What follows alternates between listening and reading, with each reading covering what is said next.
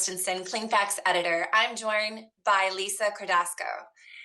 New Crystal Restoration in Portchester, New York is celebrating a remarkable milestone this year, 65 years of serving New York and the tri-state communities. As Westchester's oldest restoration company, New Crystal Restoration takes pride in its history, people, and contributions to the community it serves. So I'm looking forward today to talking to Lisa about this leadership and her leadership. So Lisa, could you give us a brief history of New Crystal Restoration and what services the company offers? Hi, Elizabeth and viewers. It would be my honor and privilege to do so. We have an incredibly rich story. I take great pride in the legacy that my father established. As Elizabeth mentioned, we hold the distinction of being the tri-state area, Westchester County, Hudson Valley region's first and oldest cleaning and restoration company, and remarkable feat for our family business, which started in 1960. This year, we celebrate 65 years, and over those years, we've seen a lot change in the industry. We've helped a lot of customers, and we've established a stellar reputation as being a leader in green restoration services. We help people in their time of need. And we've never gone away from those traditional standards that my dad established over 6 decades ago, understanding the needs of a very vulnerable client who is distressed and stressed and now left with chaos at their home or business place. And we have the task of making a disaster into something palatable. We've taken great pride in doing so. So we help customers with fire damage restoration, water damage restoration. We have an environmental division and a reconstruction division. So it's my pleasure to help those that call our office day in and day out and look for someone to resolve a disaster. That's all very wonderful, and you said this was your father's, business that he began. So what motivated you to step up and become a leader at New Crystal Restoration? And could you tell us a little bit about your background and what your role with the company looks like? Absolutely. I'm going to give my dad a little shout out. I hope you can see this, but this is my Nice, dad yes. and my mom. And as mentioned, we are a family-owned business. So my dad had the leadership role at Crystal Restoration starting in 1960. And he did just about everything from moving the mops initially to stacking the warehouse and driving a truck on occasion to doing business development and establishing relationships with the insurance industry. My dad did that for many, many years. And then as he grew on in years and developed, unfortunately, a very difficult medical condition, he said, you know what, guys, it's time for me to not move the mop and not do all of those lunches and maybe those golf outings. And you gals take the leadership role, and it's your turn now to do things your way and hopefully incorporate some of those incredibly wonderful ideas that my dad had and move it into a new direction. So in 2008, upon my dad's retirement, my sister-in-law, Rosemary, and I reinvented the business as a green restoration business. So not only do we hold the distinction of being the first restoration company in our parts, we also hold the distinction of being the first green restoration company in our parts. So the reason how we got to that are two bad things, but we turned something bad into something positive. So I mentioned that my dad had an illness, and also my son has an illness. So both of these loved ones are people that we made sure were safe at our home, and we mitigated those types of scenarios in the home that wouldn't present them to having anything exacerbate their condition.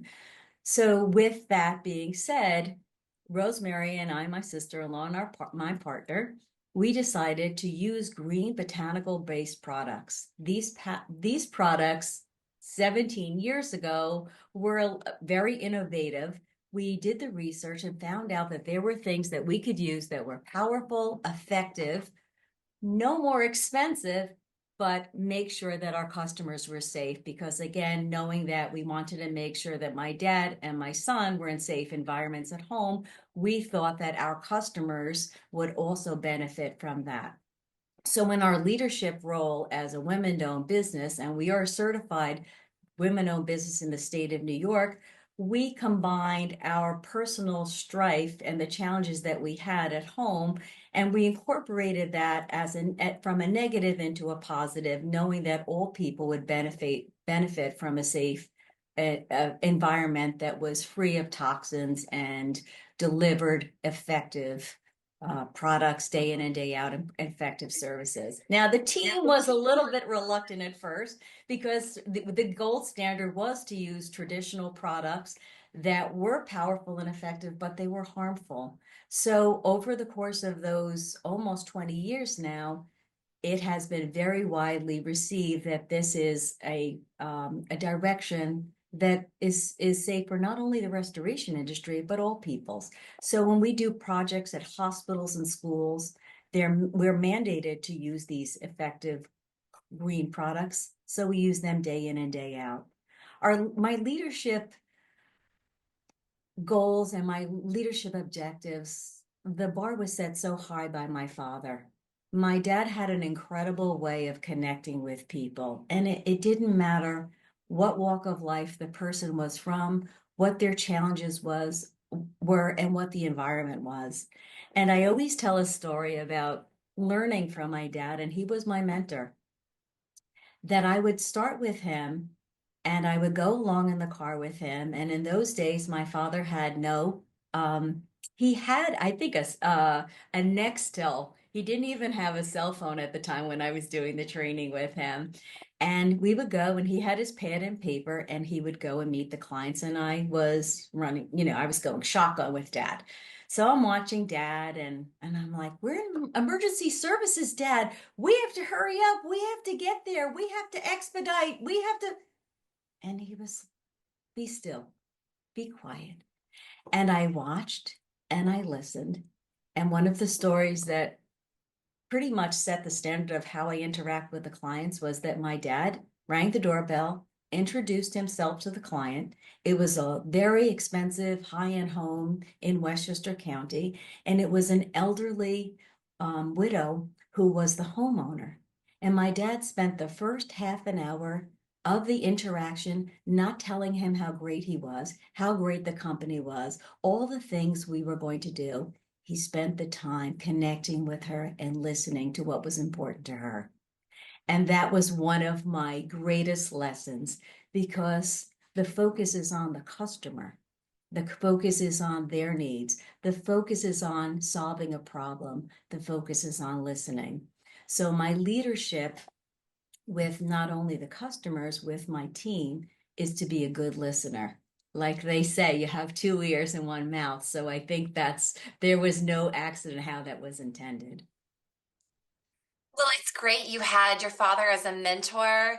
And it said, hearing you've had to pivot so many times. What are some leadership challenges that you found are unique to women, and especially women in restoration? When I started, which was several decades ago, there weren't that many women in the field of restoration. And growing up in the family with a dad who was a business owner of a restoration company, that was not a thought. So I took a career path initially in the field of education, but upon the birth of my son who had special needs, I stayed at home with him and was focused on his care and his attention. And then my dad said, let's do something, because you can't do this every day. Let's do something else. So I just started to go and work with my dad part-time. And then at that time, although it was very unusual for women to be in the field, I had this great bench coach in my dad, and I had the idea of having the legacy of growing up in the household, hearing my dad interact, And I wouldn't say that I was warmly received at first because, high heels and a dress wasn't really, something that customers were looking for at that time. But the idea was that because I had this wealth of knowledge from my dad as a mentor and all of the experiences I had had listening to him interact and then training with him, once I made that connection, they were very amenable to warmly receiving me.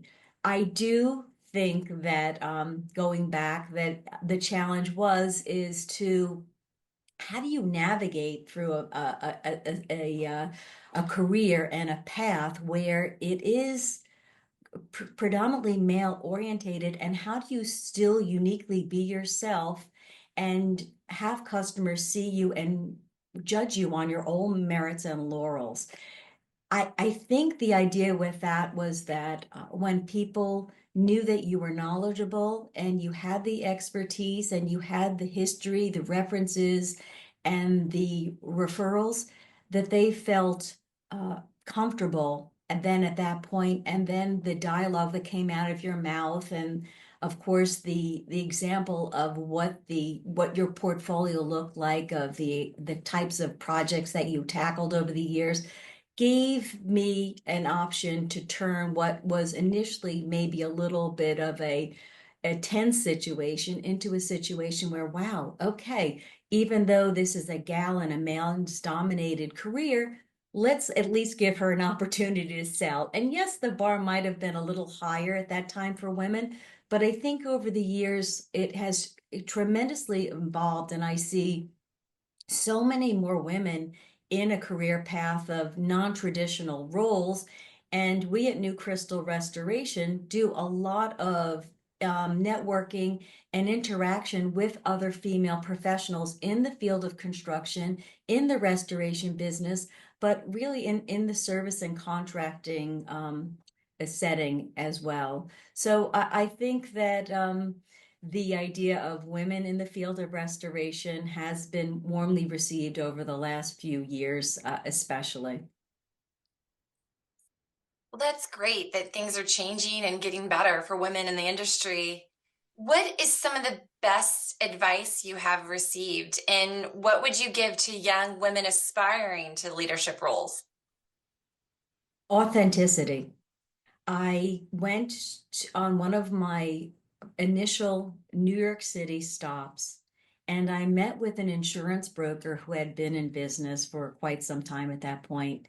And here I was having this background in education and being a mom of a special needs child, and really not travel, prepared for how am I going to navigate doing business development, because this is not my forte. So I sat down with this gentleman and I started speaking with him, and he could see that I was nervous and that I was unsteady. And he candidly asked me, what's going on here? Why I'm not going to bite you. And I said to him, I'm not a business development person. And honestly, I'm not a restoration person. I have a son with special needs, and I'm looking to help my dad and build a career and do something and try to supplement, my income at this point. And I'm here to try to earn your business, but I really don't know how to do that. And the gentleman said to me, be yourself, be real, be authentic, be who you are, be the person who um people like day in and day out because they know that you're genuine and sincere. And that was one of the greatest lessons that I've learned in my career, was that initially someone might see you and be um not understanding of who you are and the experiences you come from, but celebrate that, embrace who you are, because you're unique and you have your special gifts, and that will come through if it's authentic.